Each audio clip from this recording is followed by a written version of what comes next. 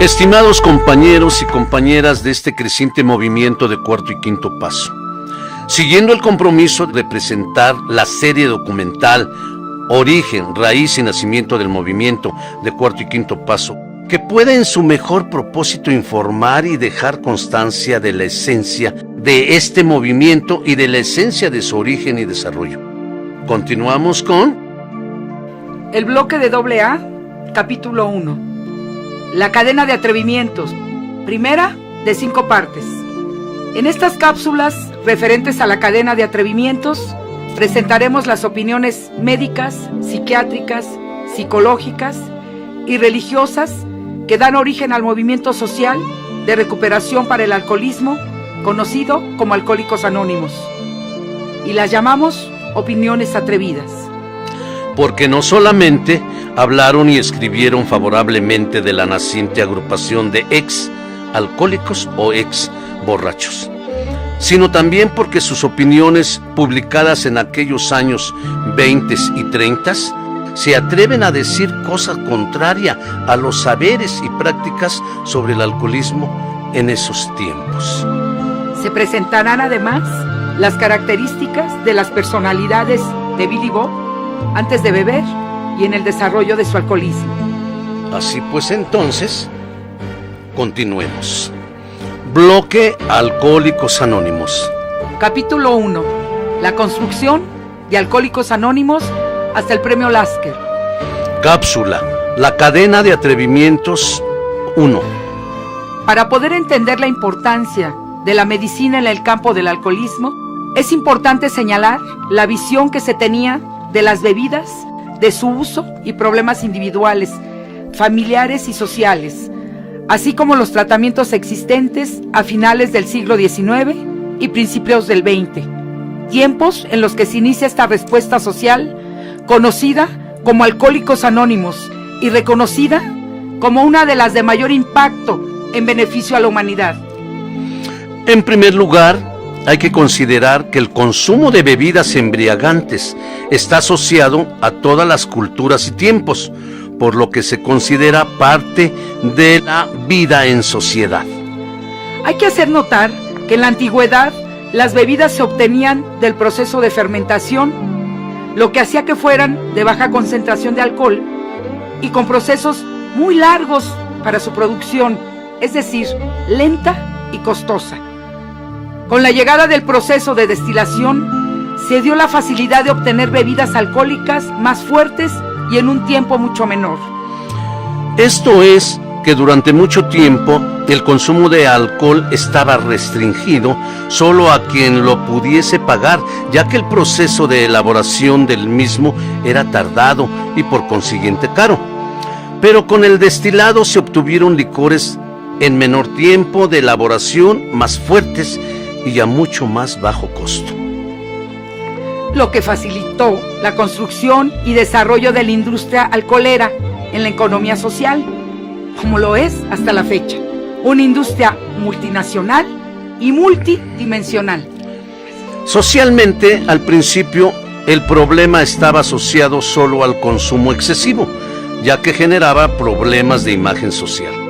Pero después se le suman los problemas económicos y los leves a graves conflictos familiares.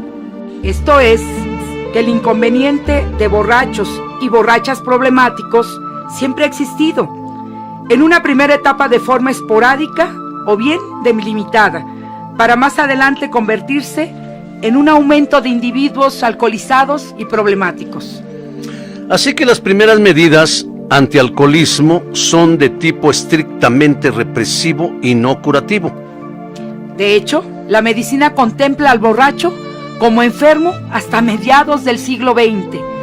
En cuanto a tratamientos conocidos, presentaremos por época a algunos que consideramos significativos. Así, durante el siglo XVIII y siglo XIX, algunos tratamientos que se hacían eran, por ejemplo, represión desde el punto de vista policial y judicial. Se hacían medidas estrictamente de carácter moral, haciendo una enseñanza antialcohólica. Se dan movimientos de temperanza o templanza que son un movimiento social contra el beber. Critican el consumo excesivo, promueven la abstinencia total y hacen política a favor de las leyes contra el alcohol, como los washingtonianos. La psiquiatría empieza a tomar como tema importante de estudio y tratamiento el problema del enfermo alcohólico. Se echan a andar los primeros asilos para borrachos para atenderlos en un espacio fuera de sus áreas sociales o públicas e incluso fuera de sus espacios familiares. Se practica la supresión del deseo de beber con cocaína. Pensaban en una cura de 10 días. Se utiliza la inyección de amoníaco para provocar en el alcohólico una fuerte reacción negativa, provocando su rechazo a la bebida. En tratamientos comunes se practica desnudar al enfermo, hacerle lavado gástrico, provocarle vómitos o inyección de apomorfina, ponerle vejiga de hielo en la cabeza y hacerle lavativas con vinagre. Y, en casos graves, se hacen sangrías, ventosas secas, con riesgo de paro cardíaco. Se da café muy concentrado en grandes dosis, licor de amoníaco, cáustico, alcanfor, éter, con aturdimiento prolongado, irrigaciones frías a la cabeza. Se quita la bebida que daña al individuo mediante reducción de cantidad y cambiada posteriormente por vino o cerveza, hasta quitarlo definitivamente. Para el delirium tremens o delirios visuales y auditivos se utilizan el hidrato de cloral, acetato de zinc o incluso el opio. Más adelante, tenemos que para finales del siglo XIX y principios del siglo XX, los tratamientos eran, por ejemplo, en 1912, como se definía el alcoholismo crónico como el estado enfermizo causado por el uso continuo de bebidas alcohólicas, el tratamiento consistía en provocar en un cambio de corazón y cuerpo, con una cuidadosa atención al régimen y evitando las tentaciones, el cual incluía ingresar a una institución de templanza donde hubiese autoridad que lo dominase, negándosele todo alcohol. El paciente debía tener una alimentación adecuada y adquirir mayor dominio de sí mismo. Como se pensaba que la carne despertaba la sed de bebidas alcohólicas, había que retirarla, así como también había que evitar estimulantes, de tal manera que fuera carne y estimulantes. En otros casos, durante los primeros días después de haberse suprimido el alcohol, debía administrarse al paciente el baño galvánico neutro varias veces durante 24 horas y el tratamiento eliminativo con calor y frío sobre su corazón, fomentos en la espina dorsal y lavativas calientes. Después el tratamiento debería de ser de naturaleza más tónica, pero graduada según el estado del paciente. El frotamiento fresco de la mano mojada durante unos días, luego la fricción fría y empezando a los 24 grados centígrados y más tarde la envoltura de la sábana mojada, fricción de sal, pulverizaciones y electricidad estática y farádica.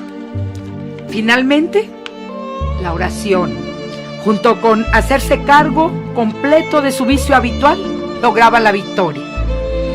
Ahora bien, como tratamiento psicoterapéutico tenemos que si la concepción del alcoholismo es el resultado de reflejos condicionados, entonces, si una persona presentaba precisamente determinadas molestias como náuseas, problemas estomacales, malestar general, después de haber bebido abundantemente, había de aprovecharlas y darles más bebida, pensando que así la rechazarían. Incluso provocar la asociación individual de apariencia, color, olor, sabor y gestos al consumir bebidas alcohólicas con descargas eléctricas desagradables y dolorosas, pero sin capacidad de lesionar al alcohólico o alcohólica. En 1933 se utilizan la amoporfina, emetina y pecacauna como vomitivos asociados al consumo de alcohol. el antabús aparece como alternativa para alejar al bebedor del alcohol, ya que le provoca fuertes malestares al alcohólico o alcohólica que lo toma y bebe. Alrededor de 1950, el doctor Jelinek define el alcoholismo como una enfermedad. Desarrolla su conocida tabla de la alcoholomanía, en donde describe las fases, el desarrollo y deterioro del alcohólico o alcohólica. Así, para 1970, se introduce el concepto de síndrome de dependencia alcohólica y discapacidades relacionadas con el alcohol, que sirvieron de base para la clasificación y definición declarada por la Organización Mundial de la Salud. Lo que implica la visión de que el alcoholismo está formado por problemas biológicos, psicológicos y sociales relacionados. Se abría, pues, la puerta al abordaje biopsicosocial del alcoholismo, con el correspondiente enfoque multidisciplinario, dejando de ser un problema de vicios morales. Resumiendo, tenemos que las ideas y conceptos que se tenían del alcoholismo son la base para los tratamientos que se dan, pasando de ser una debilidad personal a una enfermedad individual y social. Pasando de dar o hacer tratamientos represivos, violentos y mágicos a tratamientos no represivos, no violentos y propositivos. Hasta aquí esta cápsula. Continuaremos la siguiente hablando de las personalidades y características de Bill W.